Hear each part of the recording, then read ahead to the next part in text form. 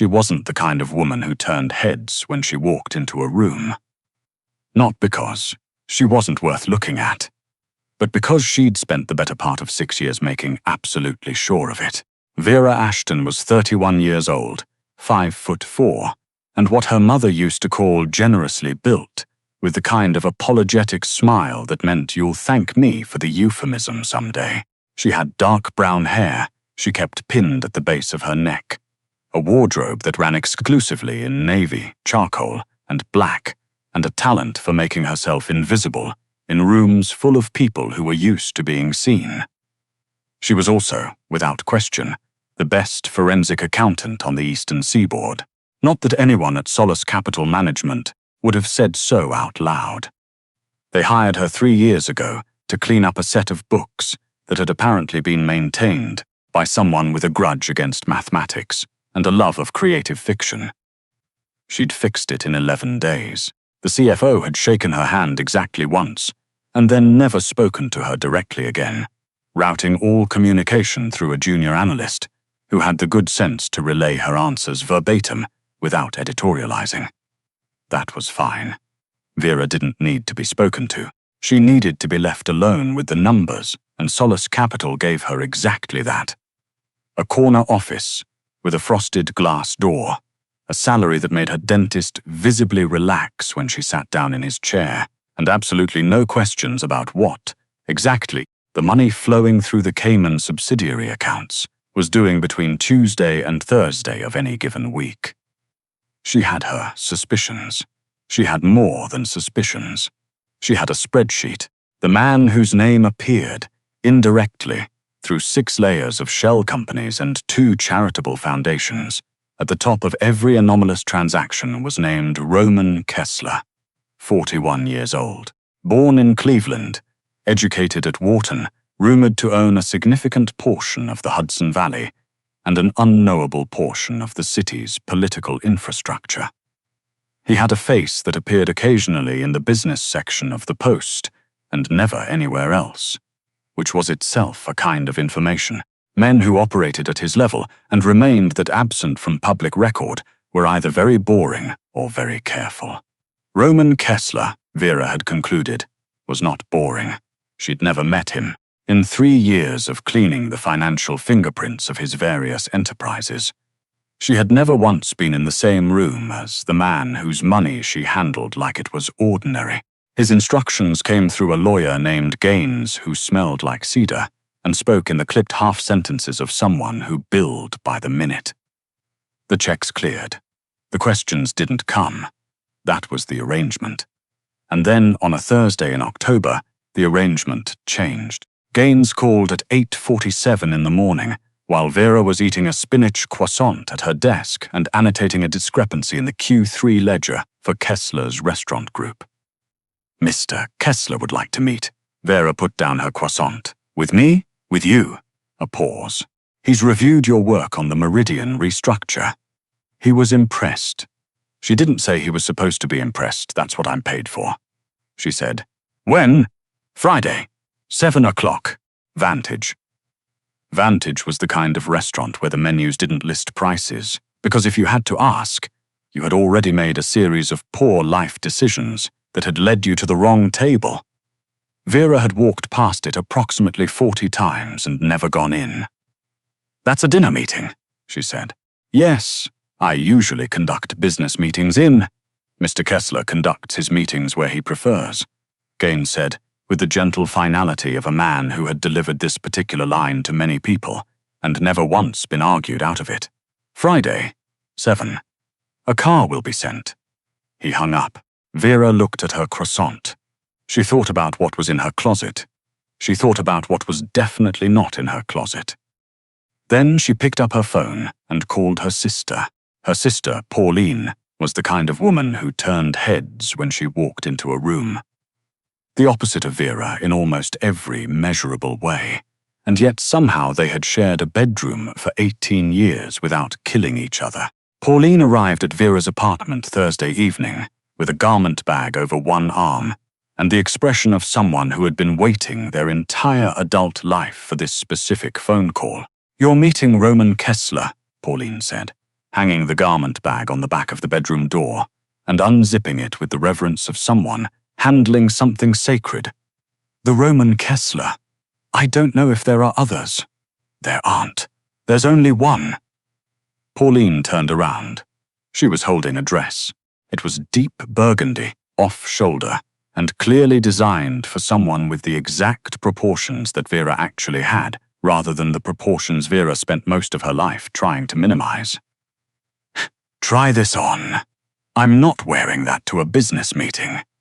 You're going to Vantage on a Friday night. That's not a business meeting. That's a test. A test for what? Pauline gave her the look. The older sister look that said, I know things about the world that you have refused to learn. Put the dress on, Vera. She put the dress on. She stood in front of the mirror for a long moment. The woman looking back at her had a waist, had hips, had a mouth that, without the pinched expression Vera had been wearing more or less continuously since 2019, was actually quite something. The burgundy made her skin look warm. The off-shoulder cut made her look like she had intended every single inch of herself. Oh, Vera said. Yeah, Pauline said. I'm still wearing my hair up. Wear it however you want. Pauline sat on the edge of the bed, arms crossed, triumphant. But you're wearing the dress. The car arrived at 6:45. It was black, silent, and driven by a man who did not introduce himself, which was fine, because Vera spent the entire ride reviewing her notes on the Meridian accounts and trying not to think about how the dress felt different from everything else she owned. It felt deliberate, like she had made a choice. She had spent 6 years not making choices like this. Vantage was exactly what she'd expected from the outside, and somehow more than that on the inside. The lighting calibrated to make everyone look like the best version of themselves. The tables spaced widely enough that a conversation couldn't be overheard. The kind of quiet that cost money. A hostess led her through the room without making her wait, which meant a table had been held, which meant someone had planned for her. She was not used to being planned for. Roman Kessler was already seated. He was taller than she'd expected. She'd only ever seen photographs, and photographs didn't capture the particular quality of his stillness. The way he occupied a chair, like he'd decided. The chair was where power lived tonight, and the chair should be grateful. He had dark hair going silver at the temples, a jaw that looked like it had been carved with a grudge, and eyes that were doing something that Vera's analytical brain could only describe as inventory when she walked toward the table. He stood when she approached. That she hadn't expected. Miss Ashton. His voice was low and even, the kind of voice that never had to raise itself because things simply arranged themselves around it. Thank you for coming, Mr. Kessler. She sat down across from him, set her bag on the empty chair beside her, folded her hands on the table. You've read my work on Meridian. I have. Then you know the secondary issue with the Cayman transfer timing. Something shifted at the corner of his mouth. I do. Good. I'd like to walk you through my proposed restructure of the holding schedule, because the current approach has a compliance window that I'd characterize as uncomfortable. He looked at her for a moment. Not the way men usually looked at her, which was briefly and then away, cataloguing her as background. He looked at her the way she looked at a set of accounts she didn't understand yet, with the focused attention of someone who intended to figure something out. Are you always like this? He asked. Like what? Straight to the point. You have my billable rate, she said. I assumed you wanted efficiency. He smiled. It was not a large smile. It was barely a smile at all, more a controlled acknowledgement that something had occurred that warranted one. But it changed his face in a way that Vera filed away without examining too closely. I do, he said. But I also ordered the lamb, and it takes 45 minutes. So you have time for a drink? She ordered sparkling water. He ordered scotch, neat, and then, without consulting the menu, without signaling the waiter, the dishes began to arrive. Small things first. Bread, oil, something with beets that was architecturally ambitious. He watched her eat without watching her eat, which was a skill she recognized because she'd spent years developing it herself. They talked about the accounts for 20 minutes. He asked questions that revealed he understood the mechanics far more deeply than most clients, which meant he was either very smart or very used to people lying to him about numbers, which, in his line of work, were probably the same thing. She answered without hedging. He listened without interrupting. It was, objectively, the best business meeting she'd ever had. And then Gaines appeared at the edge of the room. He leaned down and said something quietly near Kessler's ear, and the temperature at the table changed. Kessler's attention didn't leave Vera, not exactly, but it went somewhere else at the same time, that doubled focus of a man used to tracking multiple threats simultaneously.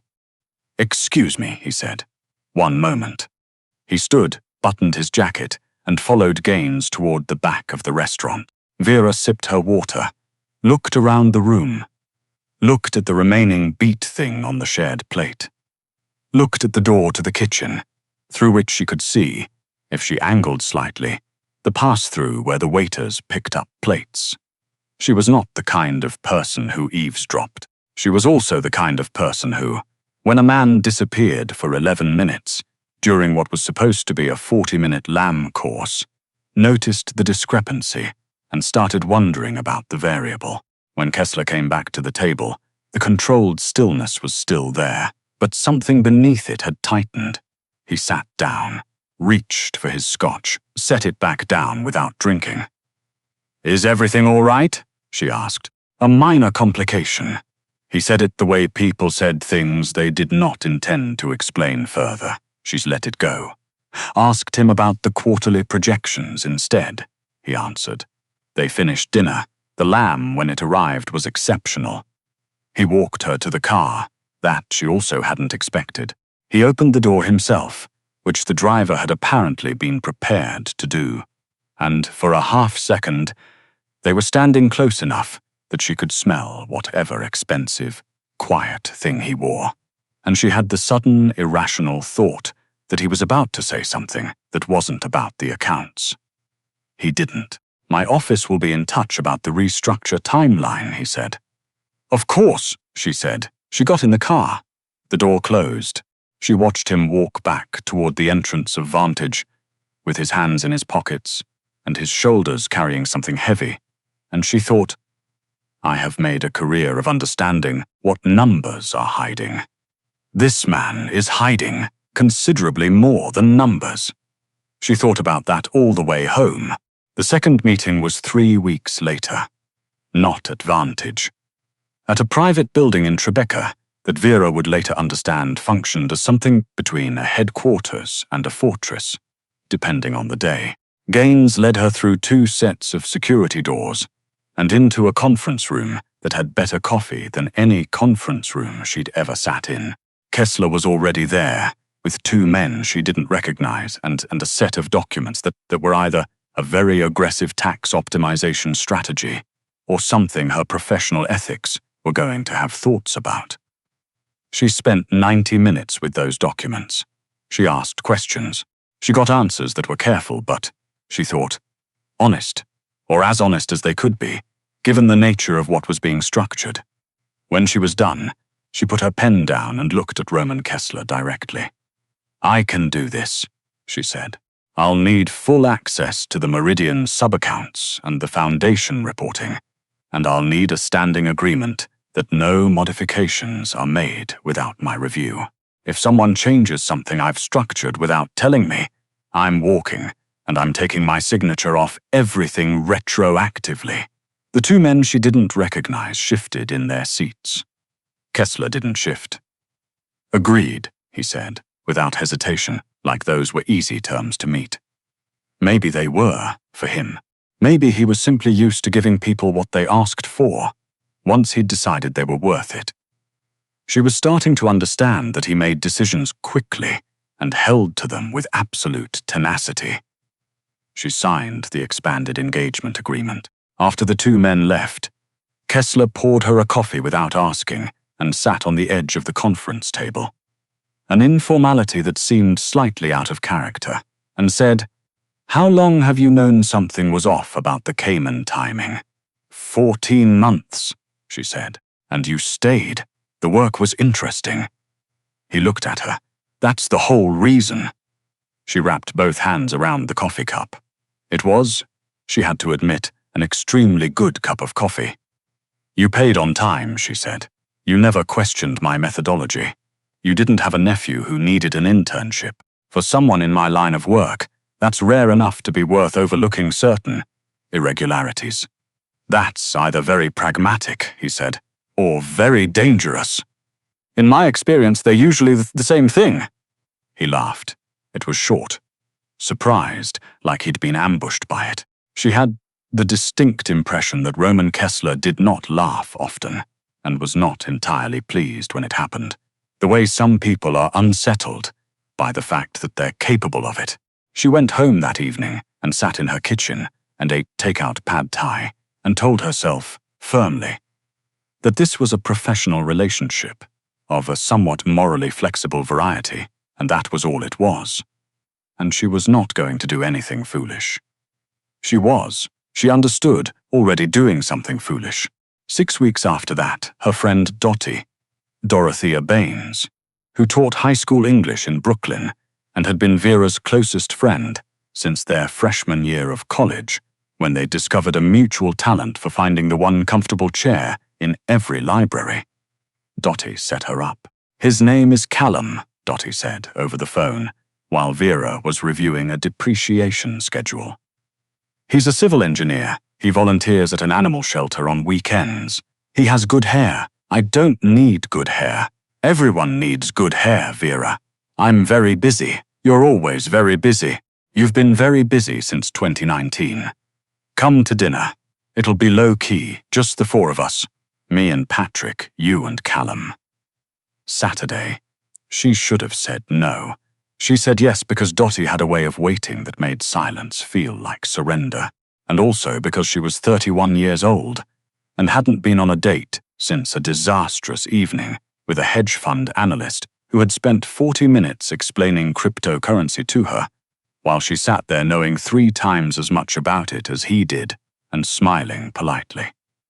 Saturday arrived. She wore the burgundy dress again because Pauline had left it at her apartment with the wordless implication that it was Vera's now and she'd better use it. Callum was fine. He was perfectly fine. He had, as advertised, good hair. He was funny in an easy, undemanding way. He asked her questions and listened to the answers, which was already more than most. He was tall and clearly kind, and had the relaxed posture of a man who had never once felt that his presence in a room required justification. She was having a reasonably pleasant time, and then she looked up from her wine glass and saw Roman Kessler standing at the bar. He wasn't looking at her, or he had been, and had looked away a half-second before she looked up, which was the same thing to someone trained to read what numbers weren't saying. He was with 2 men, associates, she assumed, given the way they positioned themselves slightly behind him. He had a glass of something amber in one hand. He was wearing a dark suit and the expression of a man who had decided to be unreadable tonight and was succeeding. Vera looked back at Callum. He was saying something about a bridge project in Red Hook. She nodded, said something back. Her peripheral vision was working extremely hard. She went to the restroom. On her way back, she passed within 6 feet of the bar. "Miss Ashton." His voice was the same as always, low, even, requiring nothing from her in terms of volume or register. She stopped. "Mr. Kessler." She kept her expression exactly as neutral as his. "What a coincidence." "Is it? It wasn't a question." "I'm here with friends," she said. His eyes moved, very briefly, very deliberately, to the table where Callum was now talking to Dottie's husband, Patrick, animated and laughing, oblivious. Then back to her. "The engineer," he said. She went absolutely still on the inside. "I beg your pardon, Callum Briggs. He did the structural assessment on the Fulton property 2 years ago. We've crossed paths." A pause. "Small city. Very small," she agreed. He looked at her for a moment that lasted slightly too long to be neutral. His jaw was doing something controlled.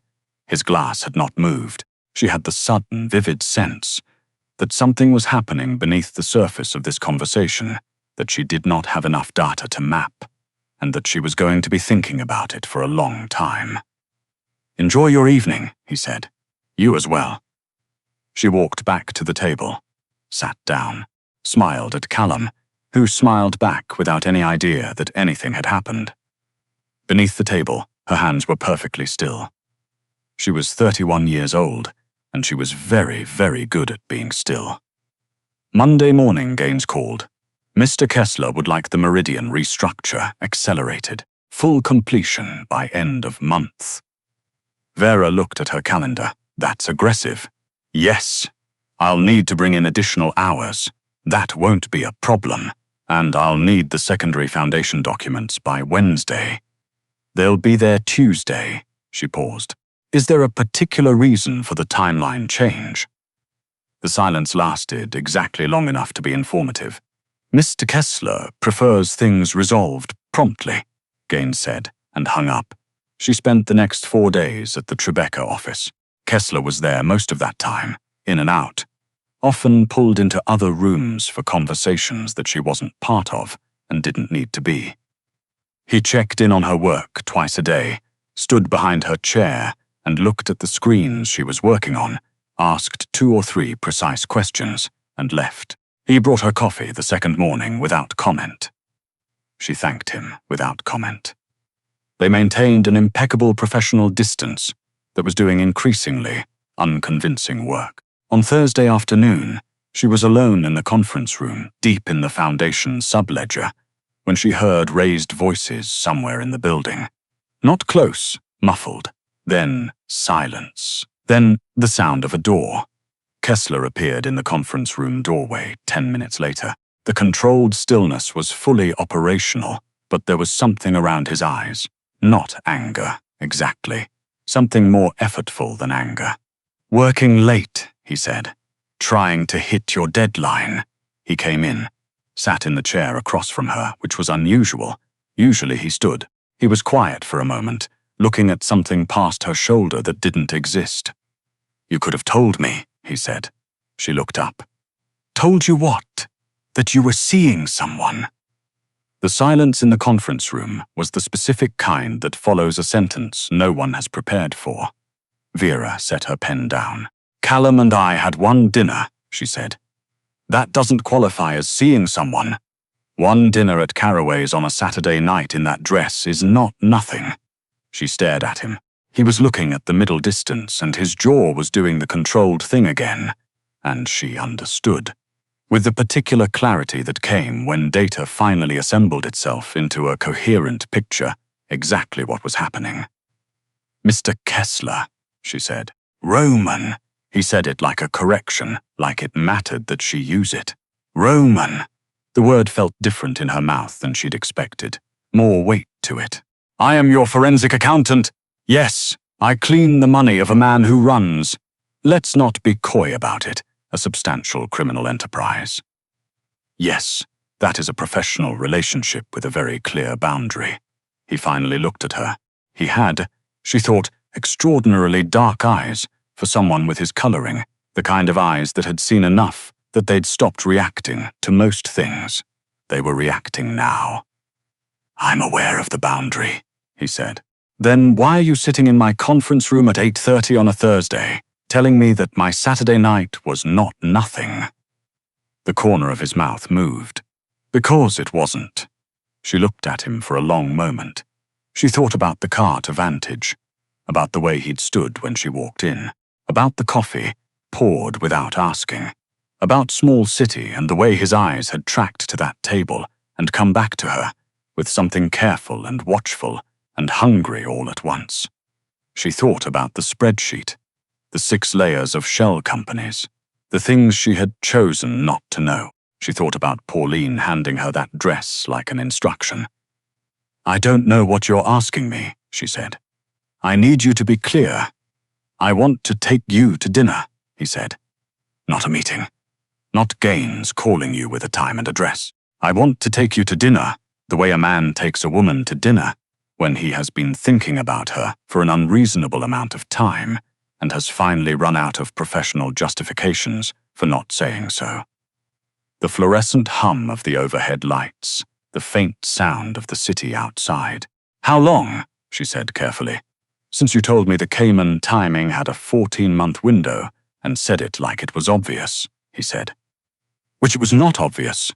No one else caught it. She looked down at the sub-ledger on the screen. The numbers she had spent 3 years learning to read. The language that everything else translated into eventually. There were things you could see in numbers that people tried to hide, and there were things you could see in people that were harder to quantify, but just as real. She thought about how she had spent 6 years making herself invisible, how she had chosen navy and charcoal, and the back corner of rooms, how she had worn the burgundy dress twice now, and both times something had shifted in the room around her, like a frequency she'd been broadcasting at just below detectable range had suddenly come clear. I need to finish this ledger, she said. I know. By end of month. I know. And then, she said, you can take me to dinner, not Vantage. Somewhere I can actually order what I want without the waiter looking at the menu like it's a suggestion. He was quiet for a moment. Then, I know a place in Carroll Gardens. They bring the bread out hot and they don't watch the tables. That, Vera said, is the correct answer. She turned back to the screen, picked up her pen. The sub-ledger waited with its columns and its carefully hidden truths. Behind her, she heard the sound of Roman Kessler settling back into his chair, not leaving, staying. The quiet company of a man who had decided where he wanted to be tonight and had stopped pretending otherwise. She kept her face neutral. She kept her hands steady. She was, by any professional measure, in a significant amount of trouble. She had never, in 31 years, been less interested in getting out of it.